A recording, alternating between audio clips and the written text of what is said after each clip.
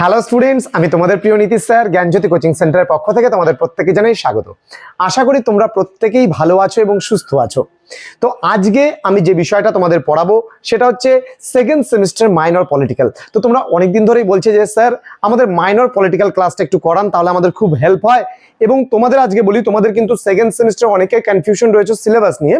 তো সবার প্রথমে আমি সিলেবাস দিয়ে বলে আমি কিন্তু মূল হেডিংটা বলছি, আন্ডারস্ট্যান্ডিং পলিটিক্যাল সায়েন্স। ওকে, আমি আরেকবার বলে দিচ্ছি তোমাদের, আন্ডারস্ট্যান্ডিং পলিটিক্যাল সায়েন্স এই যে পার্টটা রয়েছে, আন্ডারস্ট্যান্ডিং পলিটিক্যাল সায়েন্স, এটাই কিন্তু তোমাদের সিলেবাসে রয়েছে। এই বিষয়টাই কিন্তু তোমরা খুব ভালো করে পড়বে। এবং আন্ডারস্ট্যান্ডিং পলিটিক্যাল সায়েন্সের এই মানে যে সিলেবাসটা রয়েছে সেখান থেকে 3 নম্বর যে ইউনিট রয়েছে, সেই 3 নম্বর ইউনিটটা আমি সবার প্রথমে তোমাদের সঙ্গে আলোচনা করব। আমার ক্লাসগুলো যদি তোমরা প্রতিনিয়ত দেখো বা আমাদের ক্লাসগুলো যদি তোমরা প্রতিনিয়ত দেখো, তোমাদের কোনো অসুবিধাই হবে না। কথা দিচ্ছি, পরীক্ষায় প্রত্যেকটা প্রশ্ন এবং তার উত্তর তোমরা কমন পাবেই, এবং আমরা প্রত্যেকটা সাবজেক্টের সাজেশন তোমাদের খুব তাড়াতাড়ি এনে দেবো ইউটিউব চ্যানেলের মাধ্যমে। কিন্তু এখানে তোমরা যদি আগে থেকে সমস্ত কিছু পেতে চাও, তাহলে কিন্তু অবশ্যই যোগাযোগ করো আমাদের অফিসিয়াল হেল্পলাইন নাম্বার 6295916282 এবং 7076398606 নম্বরে আমাদের কাছে অনলাইনে পড়াশোনা করার জন্য। এবং আমাদের অনলাইনের কোর্স ফি মাত্র লিমিটেড, মাত্র 999 টাকায় রয়েছে। এবার এই 999 টাকার বিনিময়ে তোমরা পাচ্ছ মেজর, তোমরা মাইনর পাচ্ছ, তোমরা এমডিসি পাচ্ছ, ভিএসসি পাচ্ছ, ভিএসসি, এসইসি এবং এইসি, পুরো প্যাকেজ পাচ্ছ 6টা সাবজেক্টের মাত্র 999 টাকার বিনিময়। তো দেরি কিসের, আজই যোগাযোগ করো আমাদের সঙ্গে আমাদের অফিসিয়াল নাম্বারে। চলো শুরু করছি আজকের ক্লাসটি। এবং তোমাদের কিন্তু আজকে আলোচনার বিষয় হলো ইকুয়ালিটি। ইউনিট নাম্বার 3 তে দেখবা প্রথম টপিকটা যেটা রয়েছে সেটা ইকুয়ালিটি রয়েছে, অর্থাৎ সাম্য। এই সাম্য সম্পর্কে আজকে বিস্তারিত আলোচনা করব। তো দেখতে থাকো আজকের এই ক্লাসটি। প্রথমত সাম্য কি, দেখো সাম্য বলতে কি বোঝায়? সাম্য বলতে বোঝায় সমতা, মানে ইকুয়ালিটি। আমিও সমান, তুমিও সমান, তুমি যা আমিও তা, আমাদের প্রত্যেকের একটা রাইটস রয়েছে, একটা অধিকার রয়েছে। তাহলে এই অধিকার যখনই আমরা সমানভাবে পাবো তখনই কিন্তু তাকে সাম্য বলা হয়। তাহলে সাম্য বলতে ব্যক্তিতে ব্যক্তিতে কোনো ভেদাভেদ থাকবে না, সমস্ত ভেদাভেদ দূর করে সকলে মিলে সম্মিলিতভাবে থাকাটাই হচ্ছে সাম্য বা ইকুয়ালিটি। তো এবার আমরা যদি বইয়ের ভাষায় বলি, সাম্য বলতে বোঝায় সমতা, এবং সাম্য এক ধরনের নীতি বা আদর্শ। এবার এই সাম্যর যদি আমরা ডেফিনেশনটা খুব ডিপলি ভাবে আলোচনা করতে চাই, তাহলে সাম্যটাকে আমরা মূলত দুটি অর্থে মানে ব্যবহার করতে পারি। সেই সাম্যের দুটি অর্থের ব্যবহার কি কি? সাম্যের দুটি অর্থের ব্যবহার হচ্ছে, আমরা বলতে পারি একটা কিন্তু ইতিবাচক অর্থে সাম্যটাকে ব্যবহার করা হয় বা হ্যাবাচক অর্থে, আর কিন্তু নেতিবাচক অর্থে বা নাবাচক অর্থে কিন্তু সাম্যটাকে ব্যবহার করা যেতে পারে। তাহলে কি বললাম, সাম্যের অর্থ আমরা দুভাবে আলোচনা করতে পারি, একটা ইতিবাচক অর্থে আলোচনা করতে পারি, একটা নেতিবাচক অর্থে আলোচনা করতে পারি। দেখো কনসেপ্টটাকে ক্লিয়ার করে যদি তোমরা পড়ো, পরীক্ষার সময় 3 মার্কসের জন্য যদি এই টপিকটাই আলোচনা মানে করতে বলে তোমাদের আসে, যদি তোমরা খুব ইজিলি ভাবে এর উত্তরটা কিন্তু লিখে দিয়ে আসতে পারবে। তাহলে সাম্য বলতে বোঝায় সমতাকে, অর্থাৎ এখানে সাম্য এক ধরনের নীতি বা আদর্শ। সাম্য শব্দটি আমরা দুটি অর্থে ব্যবহার করে আলোচনা করতে পারি, একটা ইতিবাচক অর্থে এবং একটা নেতিবাচক অর্থে।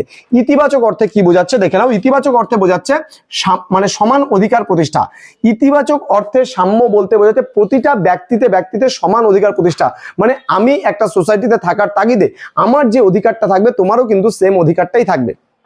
কিন্তু আমরা কিন্তু সোসাইটিতে দেখা যায় অনেক ক্ষেত্রেই কিন্তু এই অধিকারটা আমরা পেয়ে থাকি না বা পাই না।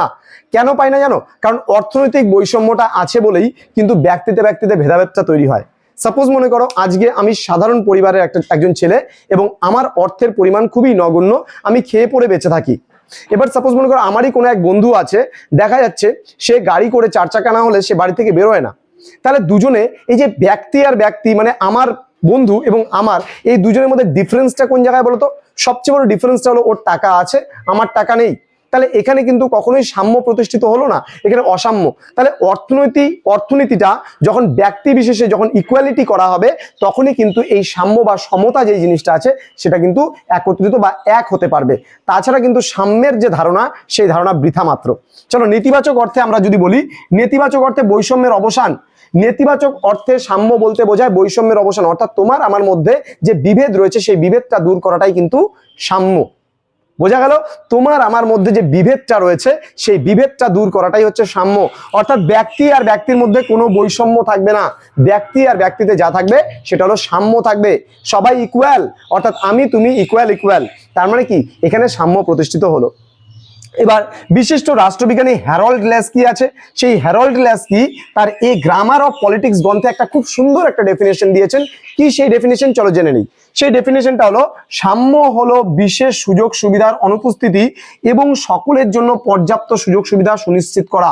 অর্থাৎ সকলের জন্য, আজকে মনে করো সাপোজ আমি কোথাও যেতে গেলে বা আমাকে সাপোজ মনে করো আমার বাড়িতে কেউ অসুস্থ হলো, আমার অর্থ কম, তাহলে আমি কি করব, একটা টোটো ডেকে নিয়ে এসে তাকে আমি হাসপাতাল বা নার্সিং হোম বা কোথাও একজন মানে ট্রিটমেন্ট করাতে নিয়ে যাচ্ছি। কিন্তু যার অর্থ আছে সে কি করছে, তার বাড়ির কোনো একজন মানে ব্যক্তিত্ব হলে পারে, সে 4 চাকা ভাড়া করে নিয়ে, কার ভাড়া করে নিয়ে বা নিজস্ব পার্সোনাল কার নিয়ে সে কিন্তু তার বাড়ির অসুস্থ লোকটাকে কিন্তু পরিষেবা দিতে পারছে, একটা নার্সিংহোম ভালো কোথাও নিয়ে যাচ্ছে, ভালো কোনো ডক্টরকে দেখাচ্ছে। কিন্তু আজকে আমার আর তোমার মধ্যে এই যে অর্থ নিয়ে ভেদাভেদ চাই, যে বললাম একটু আগেই যে অর্থই হচ্ছে সবচেয়ে বড় ভেদাভেদ সৃষ্টি করে মানুষের মধ্যে। কিন্তু অর্থ যদি সবার মধ্যে ইকুয়াল থাকতো ব্যাপারটা, তাহলে কিন্তু এই সাম্য যে ধারণা, সেই সাম্য ধারণাটি সোসাইটিতে খুব সুন্দরভাবে প্রতিষ্ঠিত হতে পারতো। কিন্তু এখন এই যে সাম্য, আমাদের ভারতের সংবিধানে যে সাম্য কথাটা বলা হয়েছে না, এই সাম্য শুধুমাত্র একটা জাস্ট মানে টপিক হিসাবেই রয়ে গেছে। এই সাম্য কিন্তু এখনো ভারতীয় সমাজে সেভাবে প্রতিষ্ঠিত হয়নি। বলা হয় ব্যক্তিতে ব্যক্তিতে কোনো ভেদাভেদ নেই, হ্যাঁ আইনের চোখে হতে পারে সবাই সমান, কিন্তু আইনের চোখে সবাই মানে সমতা কথাটা বললেও বা সাম্য কথাটা বললেও দেখবা কিছু কিছু ক্ষেত্রে আইনের যেমন মানে ভালো একটা জায়গা আছে, এবং আইনের ক্ষেত্রে কিন্তু ফাঁক ফোকরাও আছে। তো আশা করি আজকের ক্লাসটা তোমরা বুঝতে পারলে। সাম্য নিয়ে আমি ডিটেলসে মাত্র ছোট্ট একটা টপিক নিয়ে আলোচনা করলাম, সাম্য কি, ইউনিট নাম্বার 3 থেকে খুব ছোট্ট একটা টপিক সাম্য। এবং আমি পরবর্তী দিন সাম্যের বিভিন্ন রূপগুলো নিয়ে আলোচনা করবো তোমাদের পরবর্তী মাইনর পলিটিক্যাল সায়েন্স ক্লাসে। চোখ রাখো আমাদের ইউটিউব চ্যানেলে, সাবস্ক্রাইব করে পাশে থাকা বেল আইকন অল প্রেস করে রাখো এবং বন্ধুদের সঙ্গে ভিডিওটি শেয়ার করো। দেখা হচ্ছে পরবর্তী ক্লাসে। তোমরা প্রত্যেকে ভালো থেকো, সুস্থ থেকো। Thank you so much, thanks for watching after all, thank you.